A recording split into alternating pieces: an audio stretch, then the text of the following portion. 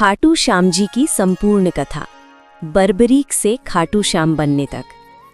महाभारत काल में पांडवों में सबसे बलशाली भीम के पौत्र और घटोत्कच के पुत्र थे वीर बर्बरीक।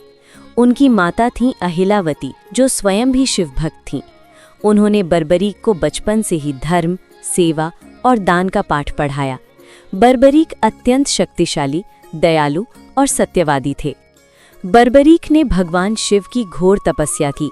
उनकी तपस्या से प्रसन्न होकर महादेव प्रकट हुए। महादेव ने वरदान दिया, 3 अचूक बाण।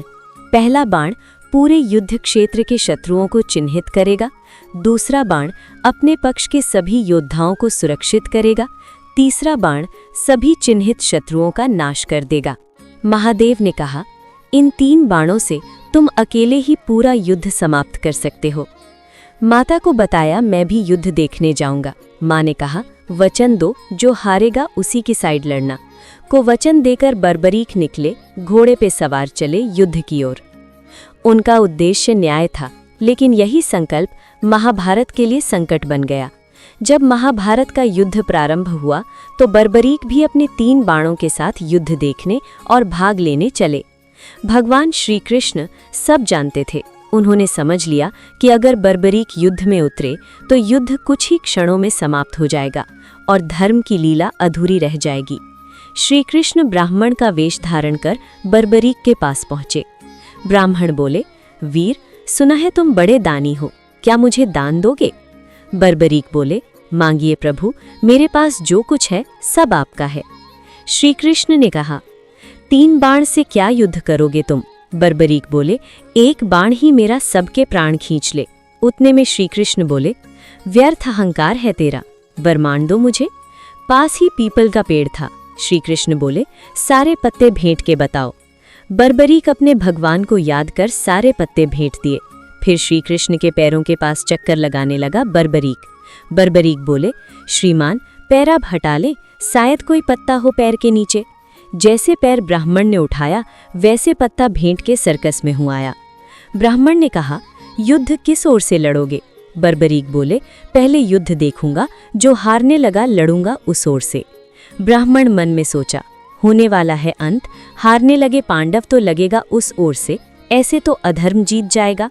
ब्राह्मण ने कहा, वीर होते हैं दानी। बर्बरीक ने कहा, जो इच्छा हो वो मांग लो। ब्राह्मण ने कहा, अगर सच में दानी हो तो मुझे तुम्हारा शीश चाहिए। बर्बरीक मुस्कुराए। एक क्षण भी बिना विचारे उन्होंने अपने हाथों से अपना शीश काटकर श्री कृष्ण को अर्पित कर दिया। तीनों लोग कांप उठे। देवताओं ने पुष्प वर्षा की। श्री कृष्ण ने अपना असली रूप दिखाया और कहा, तुम सबसे महान दानी हो, इसीलिए तुम कहलाओगे शीश के दानी।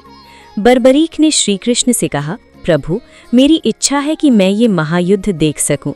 श्री कृष्ण ने वरदान दिया, तुम्हारा शीश पूरे युद्ध को देखेगा। बर्बरीक का शीश रणभूमि के ऊंचे स्थान पर रखा गया। खाटू श्याम कैसे पड़ा? पूरा युद्ध समाप्त होने के बाद श्री कृष्ण ने बर्बरीक के शीश से पूछा, बताओ ये युद्ध किसने जीता? शीश ने उत्तर दिया, प्रभु, जहां जहां आपका सुदर्शन चक्र और खड्ग चला वहीं विजय हुई।